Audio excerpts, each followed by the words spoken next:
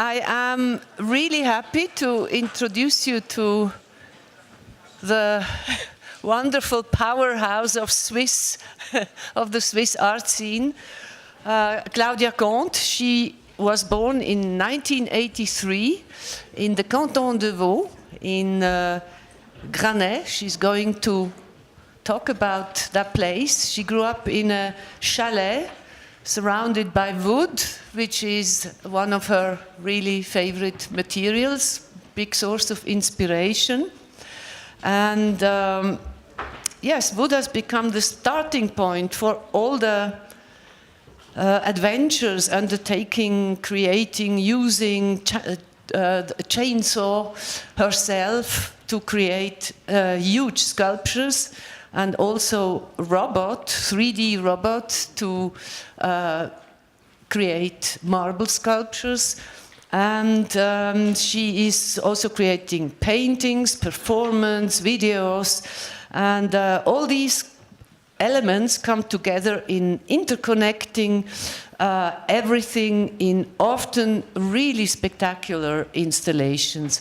What is so fascinating about Claudia Comte's work is that she seems to have unbound curiosity for ever going deeper into the matter and in very the most different eras. So don't be surprised. She is also traveling to Papua with us in a minute.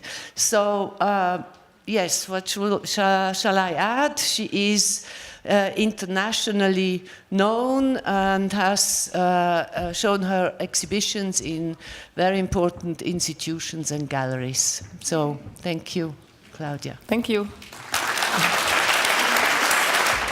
So I will present you my work and how it is linked with the countryside I grew up in, and more precisely how this countryside has influenced my work. The piece you see on this image is called Ha Ha Ha. My first very big installation in the great outdoors. I start with this one because it kind of summarizes a few of my interests merged into one. Geometry, modularity, woodwork, a cartoonesque touch, onomatopoeia, and of course the challenge of presenting all this in the open nature. In the end of the show, I activated the piece by burning it. I created a choreography where two grand pianos were playing La Danse Macabre from Camille Saint-Saëns, a well-known classical song, while a motocross was jumping through the letters on fire. I use a chainsaw to carve my shape out of trunks of wood since more than 10 years. After the chainsaw work, I polish all my sculpture into perfection.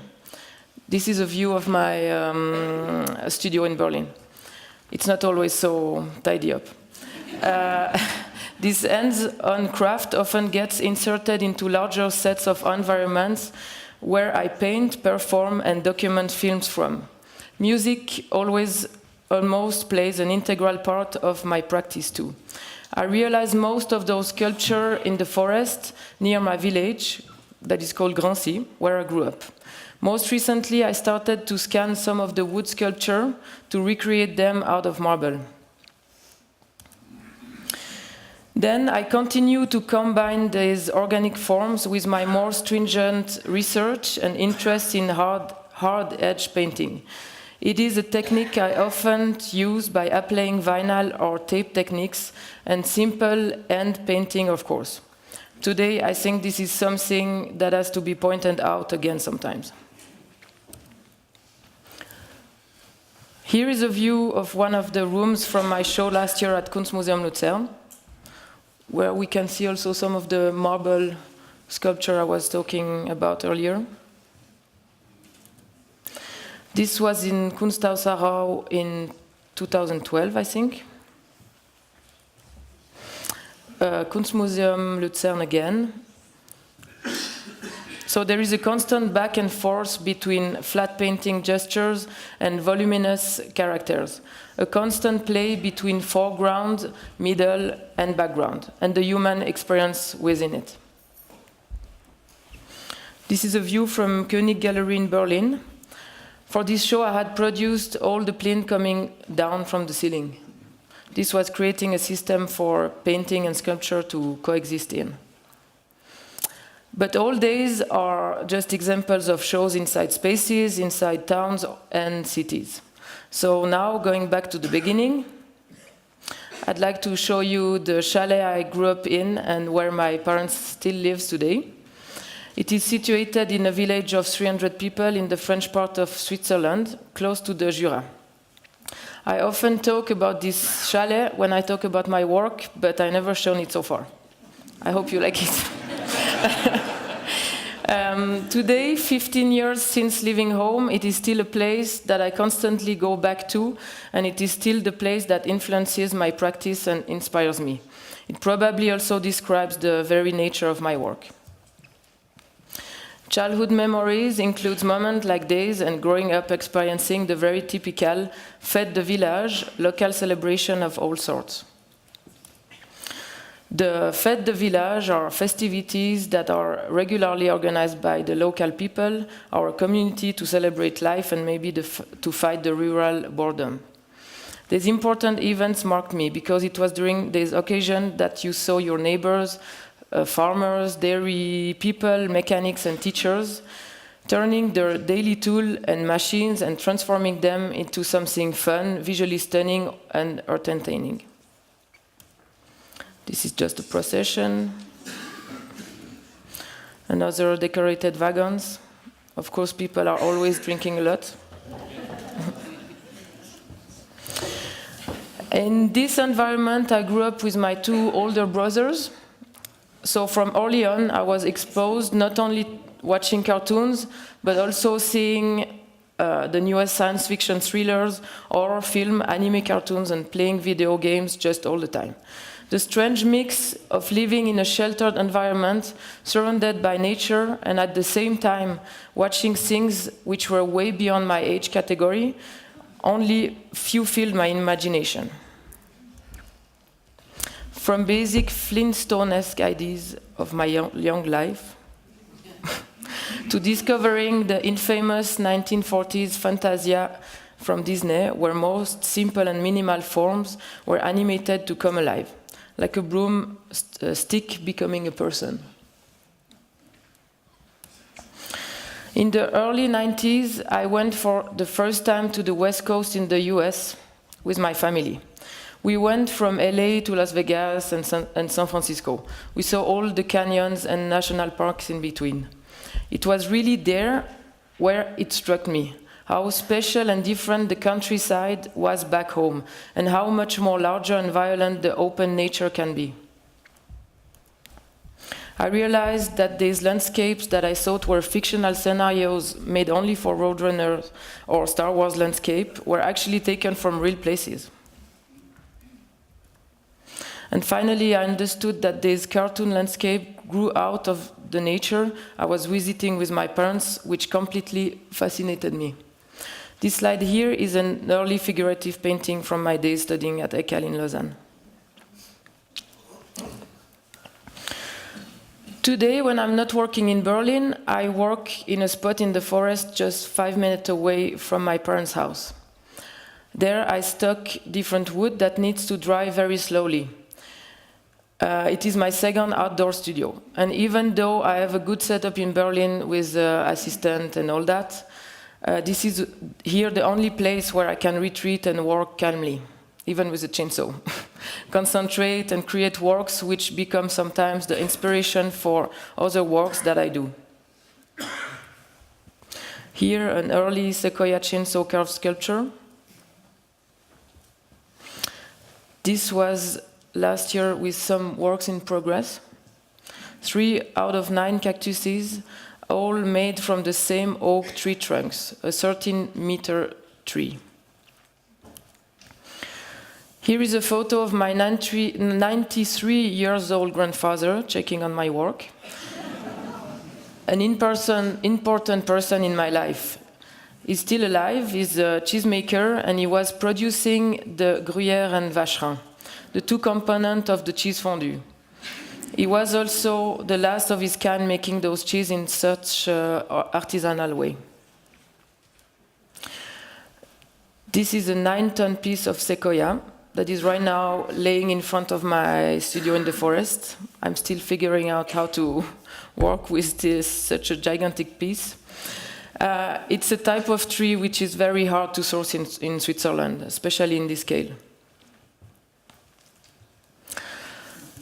To learn more about wood, I also spent 3 months in Siberia and Yekaterinburg with scientists specialized into dendrochronology. The dendrochronology is the scientific method of dating tree rings to the exact year they were formed in order to analyze atmospheric conditions during different periods in history. So it's very useful to determine the timing of events and to recreate the past climate. Since I started with my wood sculpture, I have been interested in how you can work with local craftsmen and women and their resources. For example, in my case, the wood comes from nearby forest. It's naturally only taken from non-endangered species, one that can be cut down for one reason or another. With the large-scale pieces, I have been more and more interested on how the work gets put in place or installed. The whole process gives an authenticity to the work which you cannot render inside the city studio. To me, the goal is to create something which is a mix, a larger group effort of bringing people together, who I am familiar with and some I'm not. It gives this installation always an uncertain outcome. There is a risk at play, which only clarifies itself while going through the activation process. This is a project called Tornado Kit. It was part of a group show in Gstaad a few years ago. Here I created a giant board game on the central ice rink of the village. A game much like the board game we used to play with families around the table. It was chess game mixed with hockey game, painting and color-coded concern which functioned as a sculptural installation and later, through an act of activation, became alive. The board game. The piece was on the one hand a site-specific installation where sculptures were moved by people and on a standalone work. But it is the modular aspect of the work which attracts me. That someone can interact with it and change the outcome or display of it. Sculpture acting as pawns, hockey player acting as motors. As often, later the footages of the performance were converted into a video, where some sound and animation features were added. The idea of the modular translates very smoothly into my wall sculpture paintings, something I started a few years ago in south of France, in a sculpture park. Together with a team, I applied a very special masking tape technique to specifically build freestanding wall. It was a double-sided painting of geometric nature set in the wild surrounding. This piece is called 128 Squares and their Demonstrations. One of the challenges and joy is to work in the outdoors, to realize such project under severe heat condition. The wall was built in a location where it could reflect on its own environment. Later in Miami, near the ocean, this piece is called 128 Triangles and their Demonstration. And the latest example of freestanding walls was in February last year, when I went to Palm Springs for Desert X, a group show in the rocky and beautiful desert near Joshua Tree. These works explain my interest between abstract painting and of working in the outdoors. The paintings' composition are usually based on very simple principle, yet complex composition. To me, outdoors hard edge painting have the same importance or value than any organic shape within it. It is the same thing. In curves and zigzag, the painting starts with a stringent geometric composition that gradually morphs into a more organic wave-like pattern reminiscent of Bridget Riley optical paintings or the gardens of Bourle-Marx. Playing on the constant exchange of dualities, nature and culture, order and chaos, geometric and organic form. These walls are specifically built somewhere deep in the countryside. A series of work which are less known but very important to me are my films. Wherever I travel to, usually in search of the open and the wild, I always film the landscape and surroundings I encounter. In the studio, I superimpose my pattern, geometrical composition and mathematical equation turn into graphic over the film. When I first went to Norway to document the fjord, I composed a soundtrack together with a musician in order to play with these two different layers and equality. After Nightscape, the film that came out of my trip to Norway, I went on a horseback riding trip to Kyrgyzstan, where 3 of us traveled for 4 weeks together in the mountains, staying well above 4,000 meters and only encountering nomads and their yurts. Here are just a few photos or still of the trip, since I won't show you the video right now. The yak in the background, while stopping to film around a mountain lake, and one of the yurts we had the chance to sleep in. Still about my videos, like with the zigzag wall in Palm Springs, a film is being edited where I invited 4 breakdancers, asking them to dance and interact with the sculpture in front of the dazzling pattern. Here, a couple of still.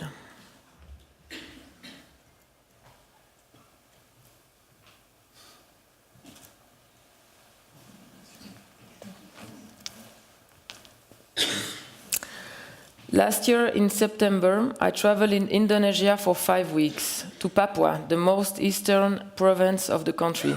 I went there to visit different indigenous tribes. The most remote ones, the Korowai, are becoming a central part of my upcoming show in Berlin. This footage of a completely untouched countryside almost doesn't exist anymore. You have to travel a long, long way to find this tribe in the jungle. Here are some still of the video I'm cutting now. This is the village, like on the first picture you have seen. They can build their house up to 30 meters high. It protects them from the bad spirit. In the jungle, while looking for food, we saw there all kind of amazing insects, and huge as well. Here, the tribe is processing their food from a tree that is called sago.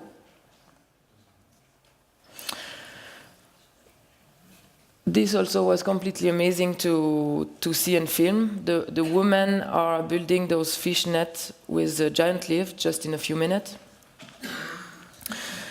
And this tribe lives the same way since thousands of years, and they are extremely ingenious using their surroundings. This was again in the village where we slept for a week. There were lots of rain as well. And some local food from the jungle. As a transition, I'd like to show you one of my performances, including color red cheese fondue. I now often attempt to bring my experience of the countryside to the city, in various forms or collaborative projects.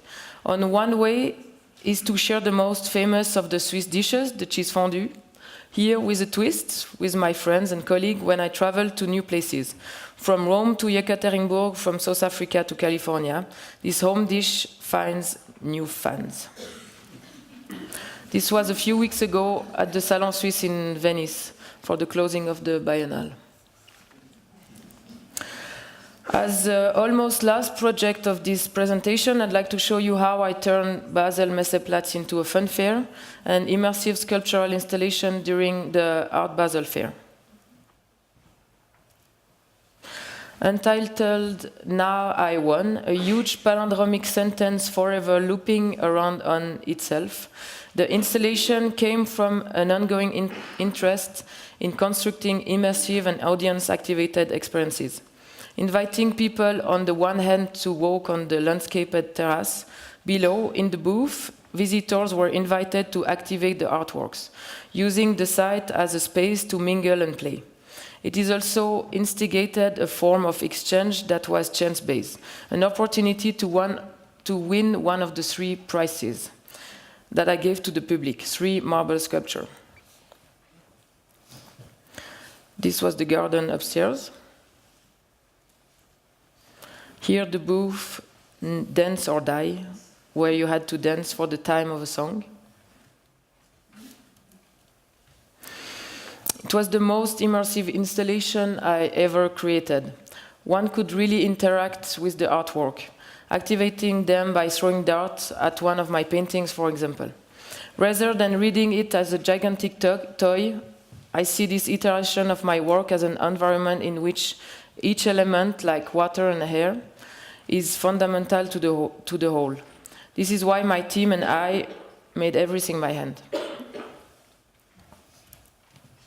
And finally, this is the performance I just did 2 days ago at the Kunsthalle Basel. Here I brought my lumberjack team with whom I'm working with now for many years, the same guy that produced the Ha Ha Ha and the Now I Won. Here with the audience.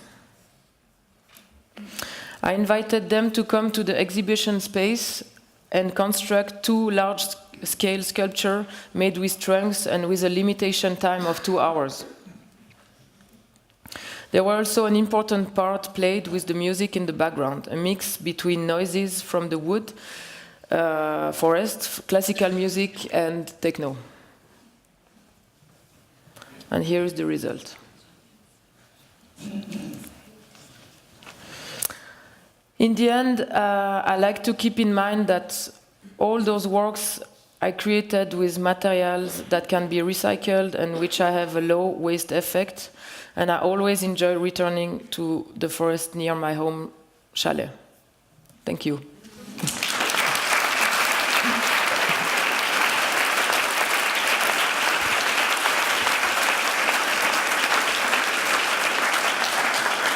Thank you very much, Claudia. And yes, you used the word immersive, and I see also you create moments of clashes where nature and some extreme idea of artificiality come together.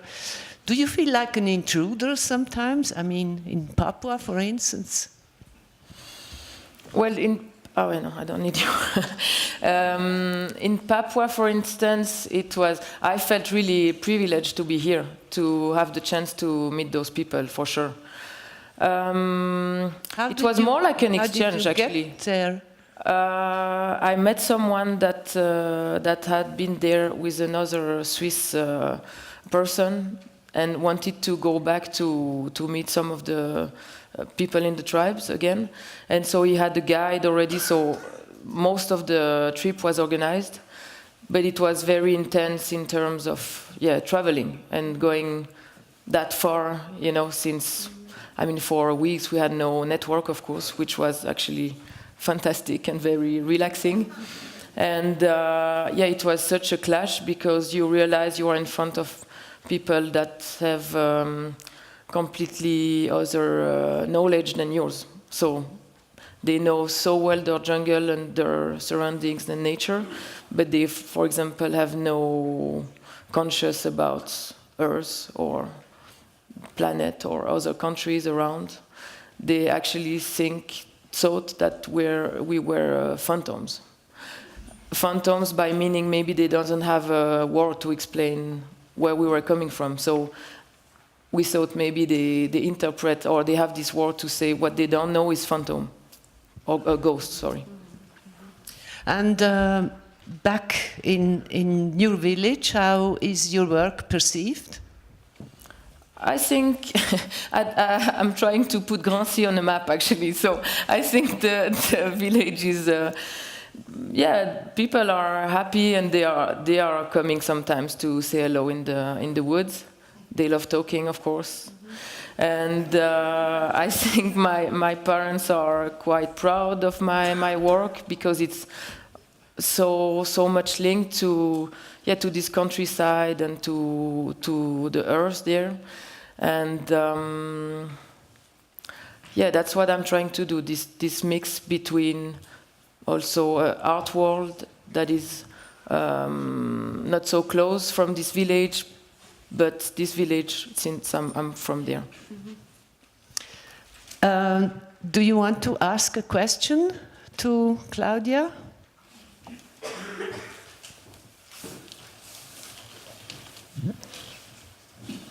No? Yeah. Thomas.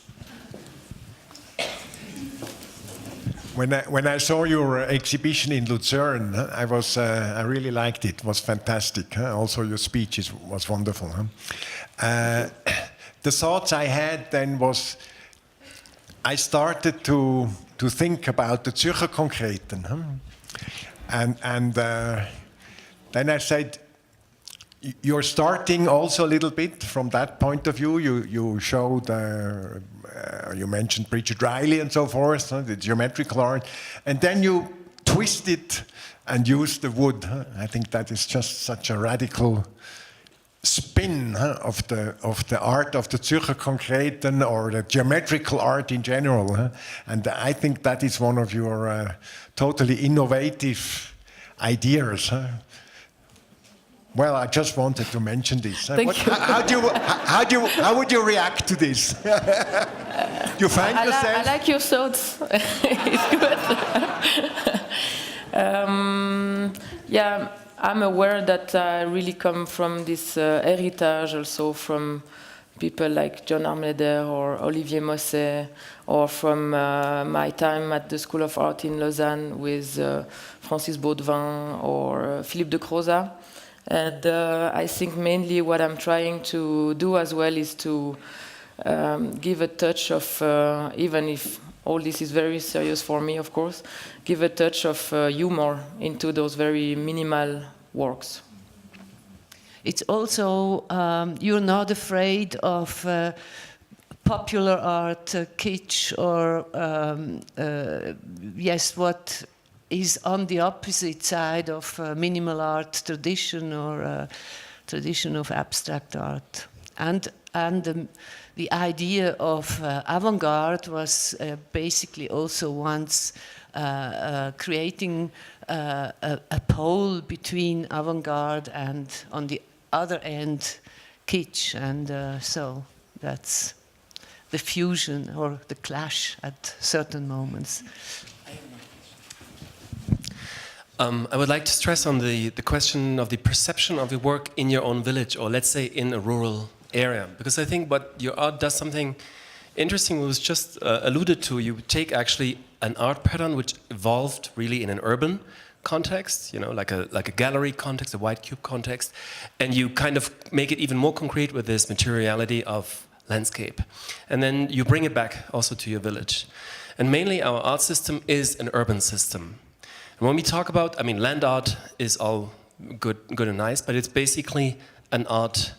It's basically an urban ecology. The way where we present art, where we consume art, and the countryside is pretty much left out. And that's why I think this question that was asked before, how do the people in your village look at your work, is actually quite interesting. So, do you think because you make this work coming from there, and you materialize it with the material of the landscape, the work or art as such is less elitist to them than if they would go to see it, or if they see any kind of white cube art in a city? No, I think you're right. I think they appreciate my work, not only in the village, let's say in the countryside, near my village in general, because it's something they can understand in a way. Because there is different layers, and you don't need to have a huge background and references to to understand what you see. Also linked with, for example, the wood that is a noble material that most people like. You mentioned an upcoming show in Berlin, where you now go one step further with Papua New Guinea material. Could you elaborate a bit further what you're going to show and what are the concepts of it? Yeah, so I'm very excited with this show. It will be for a gallery weekend in Berlin with my with my gallery König.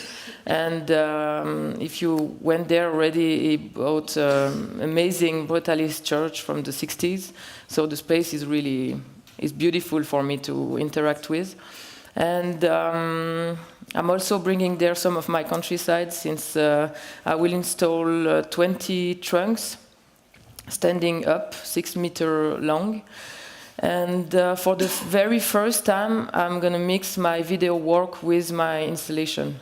So I'm very looking forward to see how all this goes.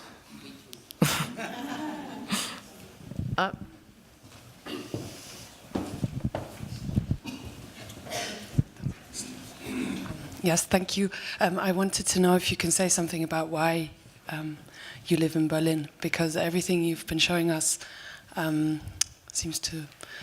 you draw a lot from your village and from the countryside and from the wilderness, and then I don't understand. Oh, I don't see the link. So I think you cannot really build a career living in Grancy. So I had to move a little bit, travel around, and Berlin right now as a base is just perfect for producing different type of work. And mainly, that's funny, I do my sculpture, I do the chainsaw work in Switzerland, and then I bring the wood in Berlin to send it down, etc. And now more and more I have the wish to come back in Switzerland completely. But of course, with the different installation, and since my work always takes weeks to get done in museum, institution, or whatever, I'm always on the way. So I'd like in the future to recreate my complete base in Switzerland again. But since we're talking about, the clash of the urban and the landscape, is there some, because Berlin is a very urban place to live, and there are no mountains and there are no, ravishing rivers or something like this. So is there something about Berlin that is starting to influence your work, since you seem to be someone who's much influenced by the surrounding? Or are you completely isolated? I think actually, I'm not so surprised I'm in Berlin and not in New York or London. I think Berlin is really quite relaxed and very open and wide, and there is so many parks as well. I go around with my bicycle. It's not like a crazy, stressful, intense city, I think. So in my work, I think I could, with the background I have, and of course I travel to nourish this work, but I could mainly produce it a bit anywhere. So Berlin is more for practicity at the moment, and also because I love the city.